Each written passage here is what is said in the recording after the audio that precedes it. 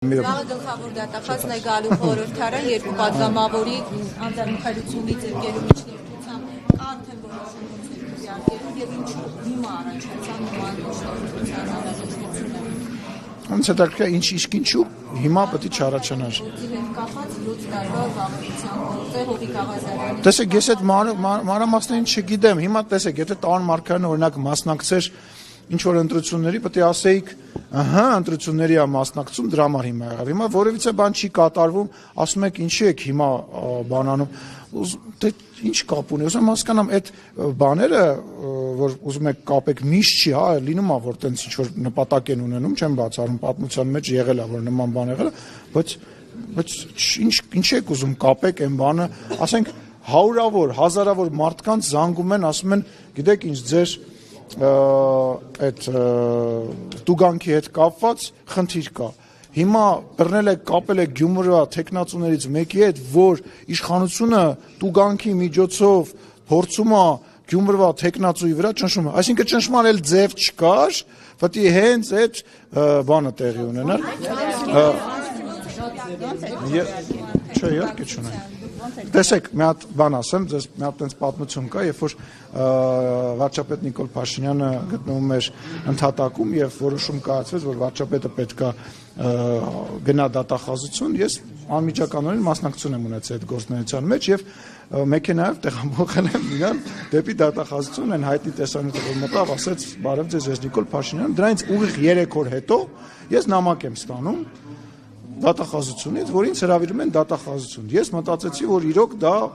երևի վերաբերում է նրան, որ արդեն ես տարել եմ դրա հետ կապված, երևի Նիկոլ Փաշինյանի հետ կապված է, պարզվեց իմ մոտ էլի տուգանքի հետ, իմ ՍՊ-ի տուգանքի հետ համընկավ, բայց մինչև ես գնացել հասել եմ դատախազություն, ես վստահ եմ եղել, որ դա կապված է 3 օր առաջ Նիկոլ Փաշինյանին դատախազության մոտ հասցնել։ Ուստի եկեք ֆիքսենք, որ միշտ չի, որ դա կապ ունենում բանի հետ։ Քվեարկության հետ կապված, երբ որ դատախազը կգա, կներկայացնի, երեք մեր մոտ տենց թեթև քննարկում ա եղել, տենց չաթային մակարդակում, հա, իրար մեջ գրվելով, ով տեսել է, ով ծանոթացել է, խմբակցությունը կքննարկի եւ իր կարծիքը կհարցի։ Չէ, չաթում ինքը չկա։ Ինքը իր միակ չաթ ունի, որտեղ ինքը ուղարկում է, եթե պետք է։ Իշխանությունը ունի մտահոգություններ, ամեն դեպքում ՔՊԱ-ականների ագրեսիվ հայտարարություններ, հա, ոչ քաղաքական գնահատականները տարբեր տեխնացուների վերաբերյալ խոսում է այն մասին, որ ըստ էության Սարիկ Մինասյանի վարկանիշը ցածր է եւ ԿԽ-ն օգտագործում է հին մաշված սկավառակը, թալանի, պատվալներից դուրս եկողների եւ այլն։ Ես ուզում եմ հասկանամ, ինչ որ մեկի մոտ Գյումրիում կամ Հայաստանի Հանրապետությունում այլ կարծիք կա, որ Գյումրիում Վարդանիկը եւ Մարտունը եւ մնացածը ներկայացում են նախկին իշխանությունները, ինչ որ մեկի մոտ կասկած կա։ Տենց մարդ կա, որ ասում է մեկը կա, որ ասում է Վարդանիկը դա նոր քաղաքական ուժ է, պրոեվրոպական եւ նոր բարքերի։ Այդ մարդը, այդ տիկին, բայց ձեր հարցին պես պատասխանեցի, կարելի է ես վերջացնեմ իմ պատասխանը, շնորհակալ եմ տիկին։ Կա ինչ որ մեկը, որ մտածում է, որ դրանք տենց նոր առաջադեմ ուժեր են եւ իշխանությունը բարձով է, բարձ չի ով է, Վարդանիկին ճանաչում եք, ազգային ժողովում եղել է, կա մարդ, որ չի ճանաչում իրան, այն մյուսներին ճանաչում եք, Գյումրեցին, գիտեք ինչ, ես իսկ այդ վարկանիշների հետ կապված ես համարում եմ, որ հիմա մենք վարկանիշներից խոսալու կարիք չունենք, որտեվ ես հավատում եմ Գյումրեցու իմաստությանը, ես գիտեմ, որ ինքը բոլորին լավ ճանաչում է, այդ բոլոր ձևերը շատ լավ գիտի եւ կգնա իր ճիշտ որոշումը կկայացնի։ Եթե այնպես արեք գնանք գաղութ, ԿՊԱ-ականներին ասում արեք գնանք գաղութ, տենանք ով լավ տղա դուրս կուկա այնտեղից կարող է։ Հա, դե իրեն եմ։ Դե նախ եւ առաջ ինքը չի հասկացել ինքը որտեղ է հայտնվել։ Ինքը չի հասկացել որտեղ է հայտնվել, իսկ իր տեղը իրոք գաղութում է ինձ թվում, հա։ Որովհետև ես ազգային իշխանությունը ես հասկանում եմ որ դուք Նյուզեյեմից եք ձեր սեփականատերը տենց բան ունի բայց մեր իշխանությունը Ռոբերտ Քոչարյանը չի ձեր սեփականատերը մեր իշխանությունը չի խառնվում օրենսդրական գործնեության մեջ չեք նկատել այս 7 տարվա մեջ ինչի չկպնեմ Դու պետք է ապացուցեք, ապացուցեք Ռոբերտ Քոչարյանը։ Դուք ապացուցեք։ Ինչ ապացուցեմ։ Որ Ռոբերտ Քոչարյանի ժամանակահատվածում քաղբանտարկյալներ են եղել, բացեք, ինքը չի ձեր սեփականատունը։ Ապացուցեք մենք միասին։ Ինքը չի հարցնում եմ։ Ես չգիտեմ, ես Ես հերքեք, սպասեք։ Արդեն 1.5 տարի է Հայաստանը վավերացրել է Հռոմի ստատուտը, բայց ու այդ քննարկումների ժամանակ անդադասվում էր, որ պետք է միջազգային քրեական դատարան հայց ներկայացնել, պատժել հանցագործներին։ Ինչն է պատճառը, որ մինչև այսօր 1.5 տարի է որևէ գործ չունենք միջազգային։ Ես ներողություն եմ խնդրում, հասցեատերը ես չեմ, ես միջազգային դատարաններ հայցեր ներկայացնելով չեմ զբաղվում, ամեն դեպքում նաև որպես իշխանության ներկայացուցիչ այդ հայցերը իմ քննարկման առարկա երբևիցե չեն հանդիսացել եւ չեն հանդիսանում, որտեվ ես նեղ մասնագիտական իմ ազգային ժողովի օրենսդրական գործունեության մեջ եմ բանեղած։ Հա։ Այդ օրենքը եթե մենք այդ բանը եթե չվավերացնեինք, մենք լրիվ ուրիշ իրականության մեջ էինք ապրելու։ Օրինակ կարող էր Հայաստանի Հանրապետության տարածք շատ տեղերում ներխուժած հակառակորդ ունենային, կարող էր Հայաստանի Հանրապետությունը իր ինքնիշխանության աստիճանը այսքան չլիներ։ Ես բոլորի հարցերին պատասխանելու եմ։ Չէ, ես ոչ մեկին չեմ քննադատում, եթե ես քննադատելու լինեմ, ես տեսախցիկների առաջ բոլորին կքննադատեմ։ Այլ հարցեր ունեք։ Հնարավոր է, շնորհակալ, մի գնացեք։ Վերադառնալով Գյումրու ընտրություններին, Վարդան Լուկասյանը 3 հարցազրույց է տվել եւ գներեք իր բառն եմ ասում, ԿՊԱ-ականներին անվանել անդաստի արագ եւ նաեւ նշել, որ իրեն Վարդանիկով են նաեւ այդ համար եւ նաեւ Ռուբեն Մխիթարյանը անվանել է թուրք բոլոր նրանց, ովքեր որ ԿՊ-ի։ Չէ, բայց Ռուբեն Մխիթարյանը։ Ես անկեղծ ասած հիմա ամեն մեկի ասածը այդ իրանց ասացվածները պետքա մեկնաբան, չգիտեմ դա ճիշտ է թե ճիշտ չի, որովհետեւ նախ ինքն է իրան Վարդանիկ անվանում։ Չգիտեմ տեսել եք թե չեք տեսել, որ Վարդանիկ Պրիձոտ ինչ-որ ռուսերեն բաներ է խոսում։ Երկրորդը, եթե նման բան ասում, ինչ ասեմ, ինքը մտածում է, որ ինքը վախի եւ ինչ-որ տենց գողական բաներով պետքա գյումրեցու սիրտը գրավի։ Ես ասում եմ, ես հավատում եմ գյումրեցուն։ Ես վստահ եմ, որ գյումրեցին ճիշտ որոշում է կայացնել։ Չգիտեմ, ես որ նայում եմ, ես ճիշտ ԿՊ-ին է ընտրելու։ Ես չգիտեմ, բայց համենայն դեպս հին բաների վերադարձ չի լինելու։ Այն ժամանակներին, երբ որ օրինակ Քոչարյանի իշխանության ժամանակ, Սերժ Սարգսյանի իշխանության ժամանակ, երբ որ քաղբանտարկյալներ կային, երբ որ չկային ազատ մամուլ, չկար ազատ մամուլ, ով ասում, բայց հասելով չի միջազգային կառույցների զեկույցներ գոյություն ունեն։ Արմեն Աշոտյանին համարում են քաղբանտարկյալ։ Ով, ինքը իր փոքրիկ շրջապատը։ Ուրա մի հատ օրինակ կբերեք այդ դրա օրինակ միջազգային կառույցի անունն ասեք, զեկույց ասեք, լսում եմ։ Եվրոպական ԵԽ-ում անընդհատ այդ հարցը քննարկվում է։ Չէ, փաստաթուղթ ասեք, դուք բան ասեցիք, պնդում արեցիք, հիմա ապացուցեք դա։ Ո՞վ է համարում, բացի Արմեն Աշոտյանի քաղաքական, այսպես ասած, շրջապատից եւ Արմեն Աշոտյանին սատարողներից, մի հատ ինձ կասեք, որ միջազգային կառույցն ճնշումներ չկան Հայաստանում։ Հարգելիս, օրախալ իմ ու ձեր գնահատականի հարցը չի, ոչ ես կարամ ասեմ չկա, ոչ դուք կարող եք ասել կա։ Դրա համար կան միջազգային կառույցներ, որոնք մասնագիտական գնահատական են տալիս եւ դա համաշխարհային ընդունված փաստ է։ Հիմա ում ինչ բռնեն, բոլորը կարող ասեն սա քաղաքական հետապնդում է, ով որ գիտի հեսա իրան բռնելու են, մտնում է քաղաքականության մեջ մտածելով, որ ստեղ ինքը կարող է դրանով պատասխանվել, հետո ասում է դա քաղաքական հետապնդում է, բայց կա միջազգային կառույց։ Հիմա ձեզ դուք հայտարարություն արեցիք, խնդրում եմ ինձ կամ մարդկանց հրապարակեք այն միջազգային կառույցի զեկույցը, որտեղ որ ասվում է, որ Արմեն Աշոտյանը քաղաքական հետապնդման է ենթարկվում։ Հանուր Արմեն Աշոտյան չի ասում, բայց ասում են քաղաքական իշխանությունների Անուն տվեք, կոնկրետ օրինակ բերեք, բռնաճնշում, ասում եմ անուն տվեք, կոռուպցիա, որ ինչի մասին է խոսքը, անուն տվեք, անուն, ասեք Պետրոս Պետրոսյանը հայտարարվել է այս ինչ կազմակերպության կողմից որ բան, ես դա մեկնաբան եմ, բայց դուք ձեր շրջապատում ձեզ թվում է դուք տենց համարում եք, որ այդ տենց է, ուրեմն ամբողջ հանրությունը ու իրականությունը տենց չի, ոչ ձեր պարագայում է տենց, ոչ մեր պարագայում է տենց։ Հենց այս պետք է միջազգային կառույցների ասած չասածներին ուշադրություն եք դարձնում, հենց պետք չէ, ասում եմ օրինակ, երբ որ Freedom House-ը արձանագրեց, որ Հայաստանի ժողովրդավարության հետ ընթաց կա, ԿՊ խմբակցությունից հայտարարեցին Freedom House-ները չէ, որ պետք է որոշեն Հայաստանի։ Ես կարծում եմ, որ այդ քաղաքական հայտարարության հետևից դուք պետք է գնաք բարձրաստիճան պաշտոնյաների մոտ եւ պետք է գնաք կոնկրետ կառույցների դիրքորոշման հետևից, որովհետեւ այն բոլոր միջազգային զեկույցները, որոնց շնորհիվ մենք կարողանում ենք Եվրոմիության հետ խոսել, առևտուր անել եւ այդ ամեն ինչը առաջ տանել, Հայաստանի այսօրվա իշխանության կարևոր նպատակներից մեկն է եւ մեր հաղթանակներից մեկն է։ եւ մամուլի ազատությունը դրա վառ օրինակն է։ Պարոն Սիմոնյան, ես ուզում եմ մի հարց Գյումրիի հետ կապված մեկնել կրկին հարուսական հարաբերությունների։ Եթե օրինակ այնպես ստացվի, որ Գյումրիում մեծամասնության ձայները որևէ ուժ չստանա, օրինակ Վարդան Ղուկասյանի հետ հնարավոր համագործակցություն կարող է լինել իշխանություն կազմելու համար։ Մենք տենց բան չենք քննարկել եւ ես չեմ կարծում, որ Վարդան Ղուկասյանի հետ հնարավոր է իմ անձնական կարծիքը, որ չէ, հիմա պայմանական, հա, չնայած ես դրան չեմ հավատում, բայց եթե կրվենք, ի՞նչն է խնդիրը։ Չէ, խնդիրը այդ չէ, թե նկատեմ համագործակցությունը կոալիցիա կազմել, որ իշխանություն ձևավորի Գյումրիում։ Դե ես 5 րոպե առաջ ասացի, որ իմ կարծիքով իր տեղը հենց իր բերած օրինակ բանտում է։ Հիմա որ քննարկում լինի, ես այդ նույն բանը կրկնելու եմ եւ կարծում եմ իմ գործընկերները կլսեն իմ ասածը եւ իրանք էլ կկիսեն իմ կարծիքը։ Չեմ քնած բան չեմ քննարկել։ Եվ պարոն Սիմոնյան, կրկին հայ-ռուսական հարաբերություններին, բայց ապաշրջափակման թեմայով Հայաստանն ու Ադրբեջանը դեռ համաձայնություն ամեն դեպքում առաջարկները, որ ուղարկվել էր, պատասխան չկա, համաձայնություն չունեն։ Պրոցեսը շարունակվում է։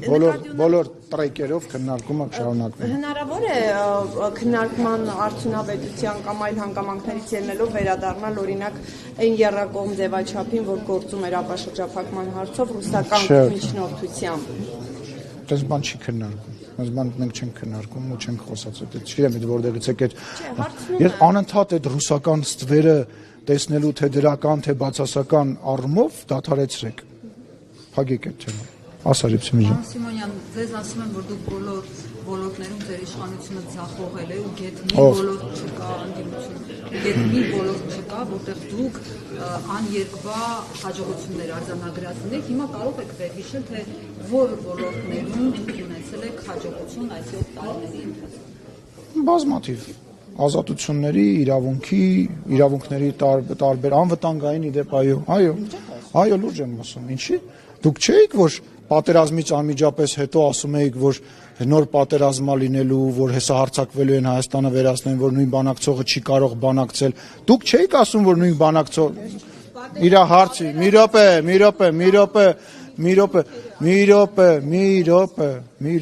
մի րոպե, ապոկալիպտիկ են հայտարարությունները, որ արվում էր պատերազմից հետո, անմիջապես պատերազմից հետո։ Մենք այսօր ունենք համաձայնեցված պայմանագիր դիվանագիտության ոլորտում, միջազգային գործընկերների ոլորտում, մենք Հայաստանի Հանրապետությունը իր տնտեսության տարբեր ոլորտներ դիվերսիֆիկացրել է, փոխել է շատ բաներ։ Մենք այն մակարդակը, որ կա միջազգային մեր հարաբերություններում, երբևիցե չենք ունեցել։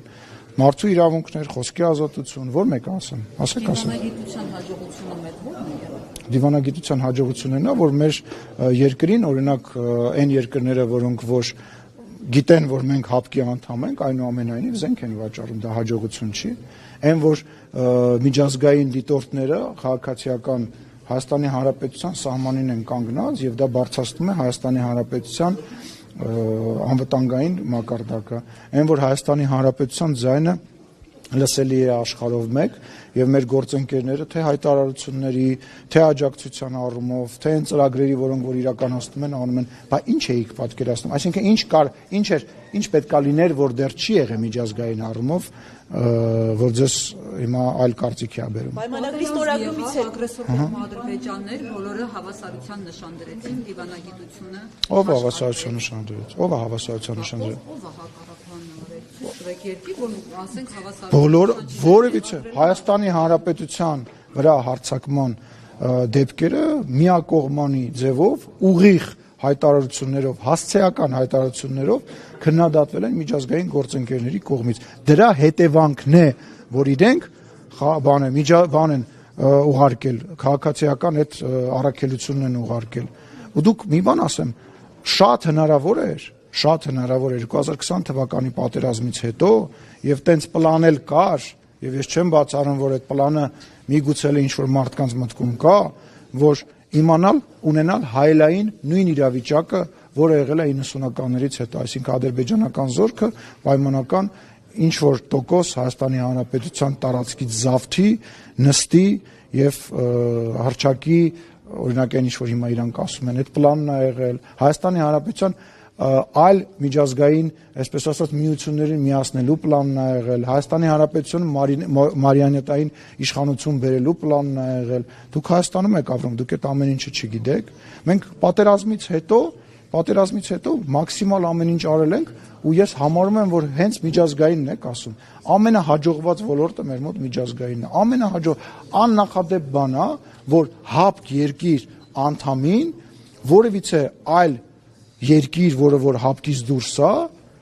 ասենք մի հատիկ փամփուշտ վաճառի կամ մի հատիկ փամփուշտ փոխանցի։ Դուք հասկանում եք, դա քաղաքական ինչ մեսիջ է եւ կարեւոր չի թե ինչ են տալիս, կարեւորը այն է, թե ինչ են այդ հենց այդ գործողությունը, դա նշանակում է վստահության այն աստիճանը, որ քո օրինակ տեխնոլոգիաները չի փոխանցվելու երրորդ ինչ-որ երկրի, որ այդ նշանակում է, որ մենք այդտեղ ներկայացված ենք եւ ես զարմանում եմ, որ այդ հարցն եք տալի։ Շատ ավելի վատ ոլորտներ կան, հարցնեք, չկարողանայի պատասխանել։ Համաձայն եմ։ Ինչ է։ Ինչի՞ չեք ինտեգրացիայի նախագահներ եղան ցեղասպանությունը։ Այո։ Ինչ արեց այդ ձեր դիվանագիտությունը կամ միջազգային հանրությունը։ Այդքան գերիներ ունենք։ Ինչ է անում։ Նախ հետևից գամ, հա, գերիների մասով։ Այդ գերիների ամենամեծ մասը, եթե չեմ սխալվում, վերադարձավ Բլինկենի եւ Վրաստանի միջնորդությամբ, հիշում եք այդ իրադարձությունը։ Չէ, այդ երևի բանի հետ եք խառնում, կոպի հետ եք խառնում։ Բայց ասենք այդ գերիների 150 քանիսից դարձավ 11, հետո այն մնացած 12-ը միացան, հիմա 23 ունեն։ Այն բանը, որ Հայաստանի Հանրապետությունը ունի այդ դիտորդներին, շատ բաներ կա, արիվ դադարեցնենք այս խոսակցությունը, որտեղ հանուն բաներն եմ ասելու, բայց դու հակապաստար չես կարողանում բերես, ինչ է պետք է լիներ եւ չեղավ։ Այդ նույն միջազգային հանրությունը երբ է ստիպելու, որ ադրբեջանցիները դուրս գան Հայաստանի սուվերեն տարածքից։ Ախր դուք տենց ապրում ենք մենք բոլորս, մի հատ ինչ-որ մոլորակում, որտեղ բնակվում են հայերը ու միայն հայերը։ Այդտենց բան չի լինում, դու պետք է անես, այն ինչ որ մենք անում ենք, սահմանազատման, սահմանագծման process-ը, դրա ուղղությամբ ամենակարճ ճանապարհն է, խաղաղության պայմանագրի ճանապարհը, դա ամենակարճ ճանապարհն է։ Այսինքն ինչ պետք է անեին, ուզում եմ հասկանամ, ինչ օրինակ կա դրա, որ մտածում եք, որ այստեղ կիրառելի է եւ չի կիրառվել, եւ ինչ ակնկալիք կա, որ դուք ուզում եք, որ լինի, օրինակ, չգիտեմ, X երկրի կողմից եւ չի լինում։ Այդ որ ասում եք, հələ մի ձեր ակնկալիքն էլ ասեք, էլի։ Բարսմանյան, դուք ասում եք զենքեր ենք բերել տարբեր անդամ լինելով, զենքեր են գնել եւ հիմա Ադրբեջանը հենց դա է ասում, նաեւ խաղաղության պայմանագիրը չստորագրելու։ Ինչ ասեցի, մի հակառակ բան բերեցիք, ասում եք։ Իրենք իսկապես ասում են, որ զինվում են, ուրեմն իրենք պատրաստ չեն խաղաղության։ Այդ իրենց հայտարարության ինչպես է պատասխանում եւ ձեր կարծիքով ինչու Ադրբեջանը չի ուզում ստորագրել այդ փաստաթուղթը։ Մենք զինվում ենք, որպեսզի պաշտպանվենք եւ վարչապետը բազմիցս հայտարարել է, որ Հայաստանի Հանրապետության բանակը Հայաստանի Հանրապետության ինքնիշխան տարածքից դուրս որևիցե խնդիր չունի իրականացնելու։ Նույնիսկ Հայաստանի Հանրապետության տարածքում գտնվող այն մասը, որը որ ադրբեջանական զորքերը ներխուժել են, մենք զինվորական ռազմական գործողություններով լուծելու նպատակ եւ գաղափար այս պայի դրությամբ չունենք։ Մի հատ երկրորդ հարցին էլ պատասխանեմ, էլի։ Չէ, դա հանցագործություն չի։ Չէ, հա, բայց քայլերը չի նշանակում, չէ, քայլերը չի նշանակում, որ պարտադիր դու պետքա կրակես։ Եթե դու կարող ես բանակցություններով այդ հարցը լուծես, օրինակ հիմա Ռուսաստանն ու Ուկրաինան խաղաղության ինչ որ եզրեր են գտնում, որտեղ միգուցե ինչ որ ժամանակահատվածով այդ հակամարտությունը կսարածվի, միջև իրենք բանակցեն։ Այդ քո ասած պարտավորությունը պարտադիր չի, որ դու գնաս եւ հարցակվես եւ այդ հարցը տենց լուծես։ Դա ձևերից մեկն է, որովհետեւ կարա դրա հակառակը լինի, հա, ինչ որ մի երկիր սադրելու նպատակով ավելի մեծ լայնամասշտաբ պատերազմ նման քայլ անի եւ դու գնաս եւ ընկնես այդ ծուղակը։ Հիմա կրկնում եմ, ճանապարհներից մեկը դիվանագիտությամբ։ Մենք տեսնում ենք այդ հարցը դիվանագիտությամբ լուծելու տարբերակը։ Միևնույն ժամանակ այն հարցը, որը որ տվեց ձեր գործընկերը նրա մասին, որ Հայաստանի Հանրապետությունը բարձրացնում է իր պաշտպանողականությունը։ Բայց Ադրբեջանը մեզ ինչ տվեց։ Սահմանազատման արդյունքում վերջացնեմ Կարինեի հարցին։ Ինչու չի ստորագրում։ Ինչ նորից պնդում էր նախապայմանները, ինչ են ասում բանակը։ Գանի ջան, քննարկում ա դնում, քննարկում ա։ Մենք ասել ենք, թե ոնց ենք, եկակ, մի րոպե Պարյանին պատասխանեմ։ Բոլոր այն բաները, տեսեք, քննարկենք մի հատ հասկանանք, ինչ փոխելու մասին է խոսքը, իրանք սահմանությունը փոխում են, թե չեն փոխում։ Ես դրա այդ հարցին պատասխանել եմ։ Եթե կարիք կլինի, կարող ենք մի հատ հասկանալ կա նման բան անելու անհրաժեշտություն, թե չկա։ Քննարկում ա այո կան։ Համաձայնագրի ստորագրելը ինչ է տալու Հայաստանին, որովհետև Լևոն Քոչարյանը հայտարարել է, որ դա պայմանագիր չէ, համաձայնագիր է ընդհանրապես եւ պարտադիր կատարման ուժ չունի։ Ներողություն եմ խնդրում, Լևոն Քոչարյան թող գնա իր գիտելիքները մի քիչ բանանի, ինչ նշանակում պայմանագիր չէ, համաձայնագիր է։ Ասում եք համաձայնագիր, դա է նկատել։ Այսինքն հիմա ի վերջո պայմանագիր է թե համաձայնագիր։ Ով ասում։ Ես ձեզ որպես իրավաբան ասում եմ, մասնագիտական բան եմ ասում, որևիցե տարբերություն չկա, դա լեքսիկոնի ոճաբանությունը, որևիցե մեկի պարագայում պարտադիր եւ ոչ պարտադիր բաղադրիչներ չկա, կա Վենայում, եթե չեմ սխալվում, կոնվենցիա կա, եթե պետք է նույնիսկ կարող եմ ձեզ տրամադրել, այսինքն այդքան վստահ եմ, կարող եմ ձեզ տրամադրել, իրավական առումով նման բան չկա, հիմա որ ինքը ասում է մեկ պայմանագիր է մեծ համաձայնագիր է։ Այո, տեսել եմ, պայմանագիր է գրած, բայց ասենք համաձայնագիր նշանակում, չէ, ախր մի րոպե, դրա մեջ տարբերություն չկա։ Անկեղծ ասած չեմ հիշում, կարևորը երկու հիմնական բանն է, իրավական կարևորությունը, այսինքն ինքը իրավական առումով ոչ ստորադաս է, ոչ վերադաս է, մեկը մյուսից տարբերություն չկա եւ երկրորդը դրանից բովանդակությունը չի փոխվում։ Պարոն Սիմոնյան, Վենետիկի հանձնարարությունը մի րոպե էլի ստեղ էլ ասա խնդրեմ։ Այսինքն այս Ադրբեջանի եւ Հայաստանի միջև համաձայնագիրը կամ շնորհակալ կլինի ուղղակի դուք ուշադրություն դարձնեք իմ հարցերին եւ ոչ թե այն հանգամանքի, որ ներկա եմ այստեղ։ Շուտացնեմ ուշադրություն որ ներկա է։ Հարցերին ուշադրություն դարձրեք։ Հիմա հարցնում եմ, այս համաձայնագիրը կամ պայմանագիրը, ինչպես դուք ասում եք, ներպետական համաձայնեցման ընթացակարգերով Հայաստանում անցել է ամբողջությամբ, որովհետև մենք նաև այդպիսի օրենք ունենք միջազգային պայմանագրերի մասին։ Կլինի դուք գնաք ճշտեք ձեր գիտելիքները, նոր գաք ինձ հարցնեք։ Դե ես ձեզ տեղեկություն հայտնեմ, որ դուք միջև վերջ չեք ճշտել, որովհետև այդ համաձայնագիրը, պայմանագիրը կամ որևիցե միջազգային փաստաթուղթը անցնում է ներպետական ընթացակարգ, երբ որ ինքը արդեն ստորագրված է լինում։ Երբ որ ինքը ստորագրված կլինի, ինքը անցնելու է սահմանադրական դատարան եւ գալու է այստեղ վավերացման։ Տեսակ որ չգիտեք։ Շնորհակալություն։ Բոլորին ուղղորդում եք, որ իրենց գիտելիքները բանանեք թարմացնեն, բայց չեք կարծում, որ ԿՊԱ-կաններն այդ հարցում ամենախոցելիներն են մինչև առաջին դեպքի մակարդակով սկսած։ Չէ, չեմ կարծում, ինչ եք տենց կարծում։ Ուզում ես ասես դու ավելի խելացի ես, քան մնացածը։ Բա ի՞նչն էր քո պնդումը։ Բա դու երբ որ ես նման տիպ արտահայտություն չեմ արել, բոլորն էլ սխալական են եւ բոլորն էլ ինչ որ ձևով մշտապես իրենց գիտելիքները թարմացնելու կարիք ունեն, բայց ձեր ասածը կոռեկտ չի եւ առավել եւս որ դուք ակնարկ եք անում Հայաստանի Հանրապետության ղեկավարին, այլ ավելի կոռեկտ չի։ Երբ որ կգնաք կճշտեք ձեր Կարելի է կասկածի տակ դնել, բայց իմ ներկայությամբ եւ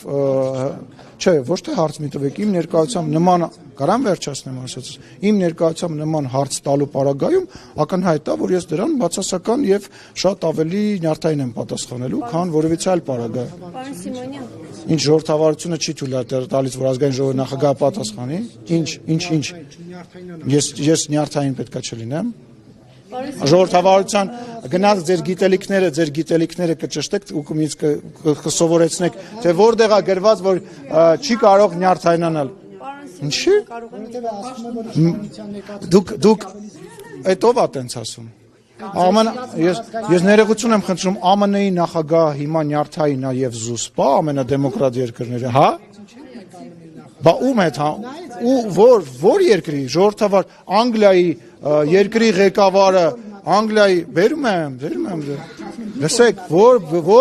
ես համարում եմ, որ հայկական քաղաքական գործիչները բավականին լավն են եւ շատ ու շատ ժողովրդավար երկրներ պետք է սովորեն սենց ժողովրդավար լինելու եւ սենց զուսպ լինելու եւ սենց համբերատար լինելու, որտեվ եթե դուք գնաք հիմա այս տեսախցիկների տակ նայեք մեկնաբանությունները բացի իմ մասին վատ բան գրելուց, նաև գրում են, թե ոնց է պարոն Սիմոնյանի նյարդերը դիմանում, վերջացավ։ Ես դրան պատասխանել եմ, էլ չեմ պատասխանել։ Բայց ես դրան պատասխանել եմ, չէ։ Ուզում եք մի հատ էլ հարց եք նույն հարցը տվեք, եթե ձեզ դա կուրախացնի։ Կգնաք կնայեք, տեսնում եք, որ շատ ինֆորմացիա կա, որ չունենք։ Ես դրան պատասխանել եմ։ Այլ հարցը։ Պարոն Սիմոնյան մի քանի անգամ հայտարարվեց վերջին օրերին այդ Վենետիկի հանձնաժողով սահմանադրությունները փորձաքննության ուղարկելու մասին, այդ մտահոգությունները փարատելու մասով նման առաջարկ արվել է գրավոր ընթացակարգով։ Չկա, դա բանավոր իմ կարծիքն էր, որը որ ես հնչեցրել եմ։ Ձեր թիմից էլի են հնչել տեսակետը։ Դե ես ուրախ եմ, որ համընկել եմ։ Իսկ հնարավոր է ամեն դեպքում այդպիսի նախաձեռնություն լինի, եթե Բաքուն շարունակի։ Չգիտեմ, չեմ բացառում։ Այլ հարցեր կան։ Շնորհակալություն։